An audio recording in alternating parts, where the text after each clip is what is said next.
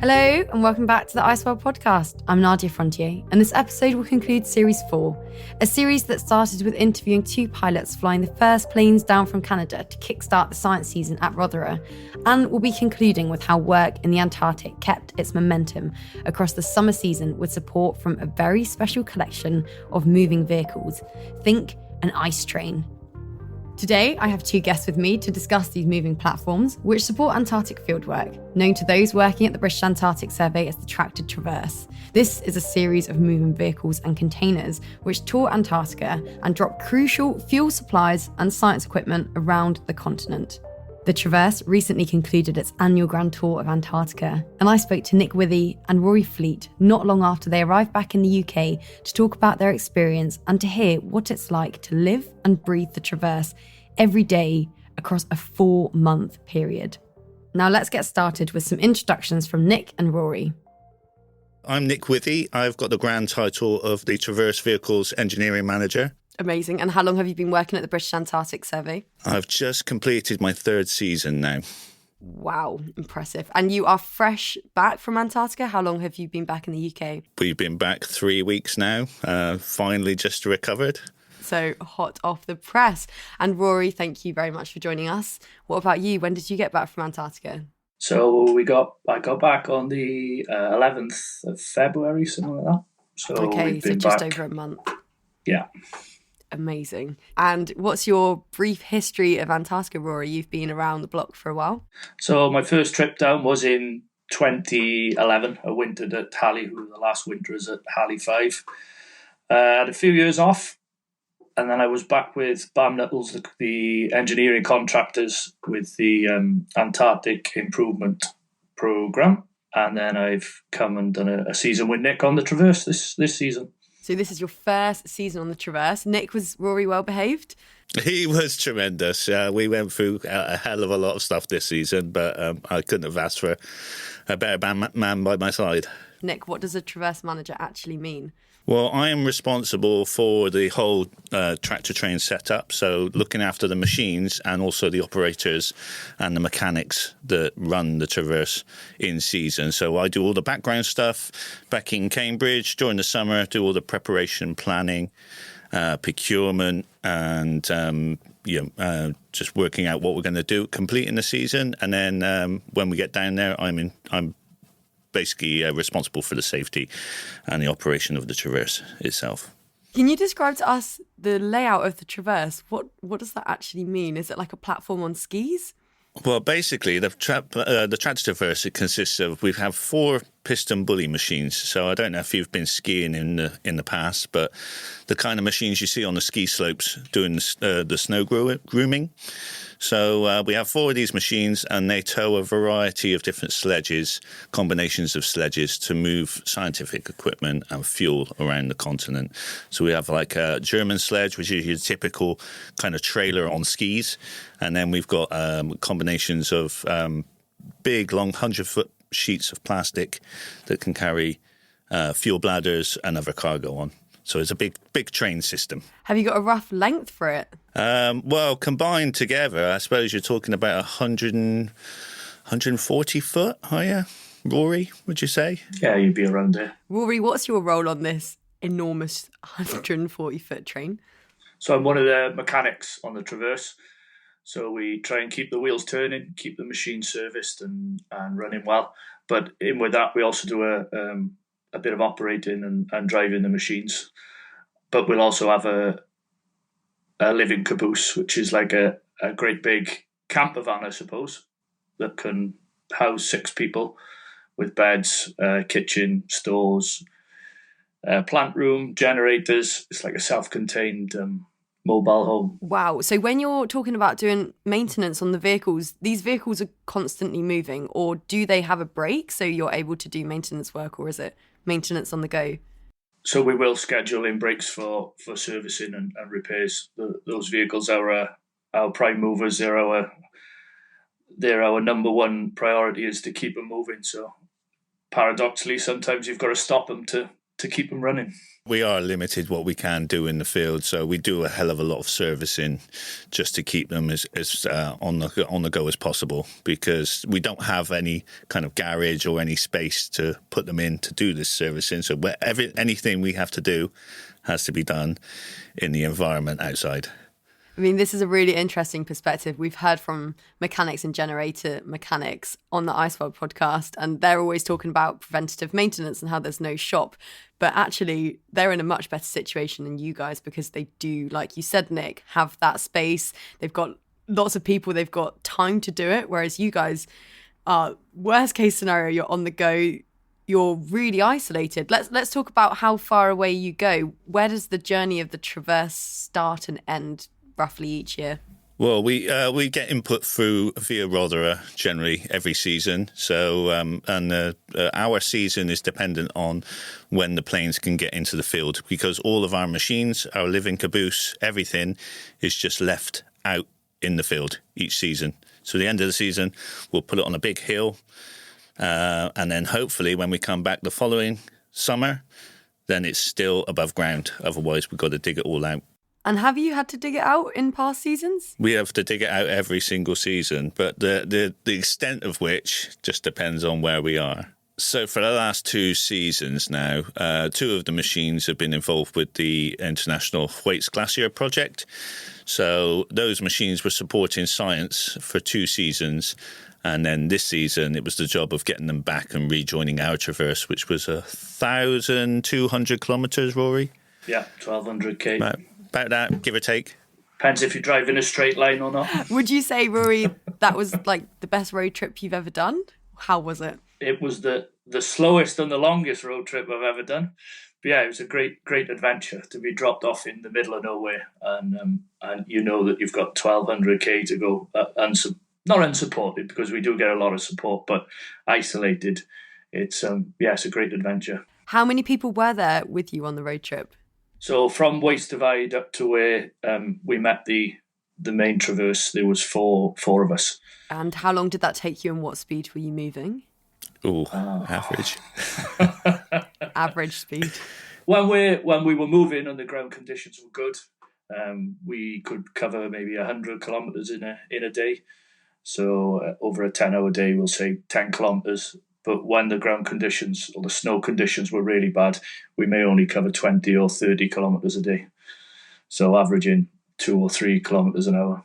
So when we talk about bad snow conditions, are you talking about sastrugi, like different textures? Maybe people would imagine the snow to be this kind of like very homogeneous, the same kind of landscape. But actually the reality is that with the effects of wind and the environment, you get all these hard patches of ice and wind-blown areas.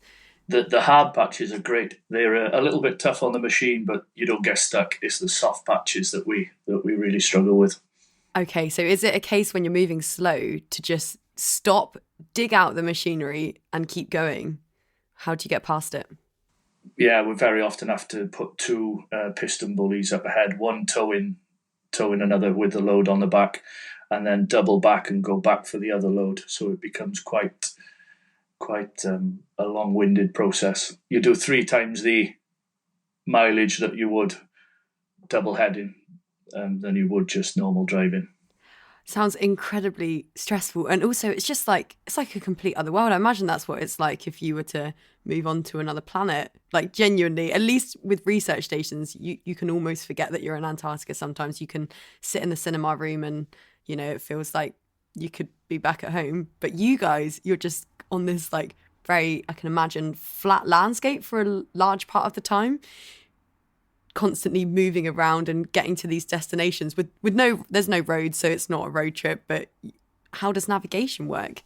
So we've got a GPS in each machine that's got a pre-plotted route on, and the route will have been scouted previous with skidoos with ground penetrating radar on, so they go out ahead of us and look for features in the ice and the snow, crevasses or anything that may hinder our progress. And so then that's a safe route plotted, and it's just like following a sat nav in the car. It just gives you a line on the screen, and it tells you how far you've got to go and how far you're away from the line, and you just follow it along. And Rory, what are the weather conditions roughly most of the time? Have you got good visibility on the surrounding area? When the weather's really good, it's great. You've got visibility right to the horizon. But as soon as you lose that contrast and it becomes like a whiteout, it's like driving inside a ping pong ball. You've got no sense of depth, no sense of distance. I was looking out of a tent and trying to work out what the great big rock in the distance was, and it turns out it was a tent peg about 15 feet away from me. You just have no idea of where things are because everything is white. That sounds like, I think I would feel quite motion sick. Do you get a sense of feeling a bit of, I don't know, sickness from that weird distortion of not being able to orientate yourself? It can be quite tiring, especially on the eyes, because you're always trying to focus into a distance that's not there. When you're driving the machines, it's fine, but a few people did get a little bit seasick when they sat in the caboose when we're travelling along, especially over the more lumpy ground. Or snow sick. Poor Neil. Yeah, poor Neil, our field guide, struggled a bit with seasickness.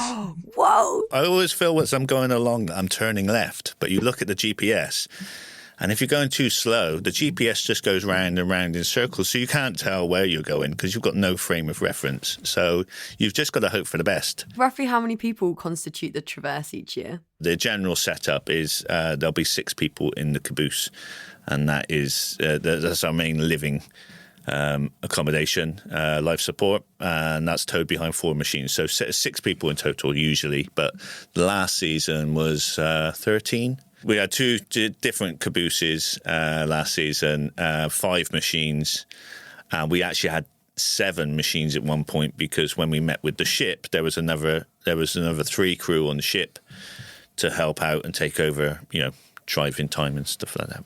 So is that other Traverse, is that right? Am I right in saying it was called the Ghost Traverse, and it was specifically for science and the other one was logistics? Yes, so the past 2 seasons, we went out 3 seasons back and kind of dropped off the 2 machines. Then they spent 2 seasons working on the Thwaites Glacier, whilst we went around in the background. We're kind of the roadies of Antarctica.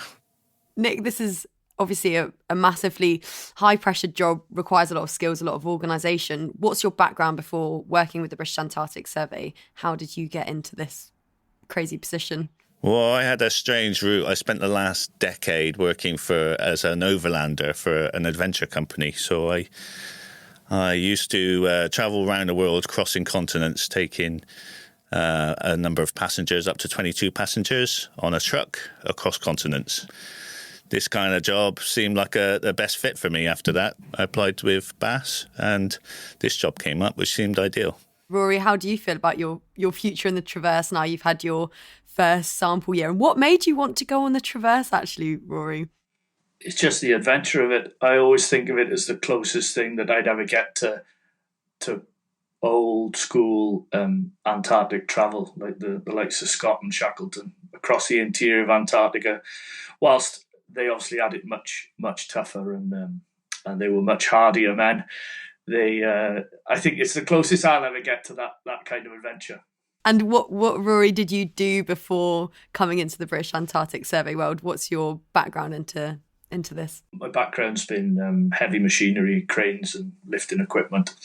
So in between trips to Antarctica, I'll do some contracting work and engineering contracting. I did a degree in mechanical engineering. So I'd done an apprenticeship as a heavy engineer, heavy fitter, looking after cranes and lifting machinery. And then I went and done a degree in engineering. And Rory, do you think you will be joining the Traverse for another year running now you've had your first sample of remote adventure? Look at him smiling there. We need to have words, Rory. I'm just about to start recruiting next week. Yeah, it was a great experience, and I'd love to do another trip. Rory, have you got an extreme mechanics story that you'd like to share with us? So this season was quite an intense season, getting the machines back from Waste Divide, the Ghost Traverse. Those machines had probably been on continent a little bit longer than Nick would have liked because of ship's relief that didn't happen a few years ago. So they were getting a bit tired, and we did have quite a few mechanical issues on the way back. So our biggest problem, we had a small gearbox in the track fail, which stopped us for a week. And the parts came from Rotherham. They flew them in with a Twin Otter and dropped them off to us, and we repaired it and got back going. But it's like the most extreme case of a parts delivery you'll get. It's the same process that you'd use at home, but instead of having a little van drop off your parts and spares, you have a plane come in and do it. Wow, and it's not an easy job to change a gearbox, I can imagine. Do things freeze? And like using tools and undoing nuts, and I'm obviously not a mechanic, but are those things quite challenging out there? Very much so. And the most difficult thing to remember is don't put anything on the snow because you'll lose it. Tools and nuts and bolts. And how many bolts have you put in your lips and regretted it? Rots. Wow. And Nick, what's communication like whilst you're on the Traverse? Have you got an internet supply? Are you able to speak to people from home? How do you speak to Cambridge? Well, things have come on light years even since I started with Bass. So, my first season, you were limited to, you could possibly get like a text email out, and that was it. Otherwise, it's satellite phones or HF radio. But all of a sudden now we've got these low Earth orbit satellites. So, internet's amazing now. So we've just got to get to grips with this new form of communication. But it is a game changer for us because I'm able to, as machines and kit gets more complicated, being able to look up something online is absolute, an amazing resource because I'm absolutely stuck without it.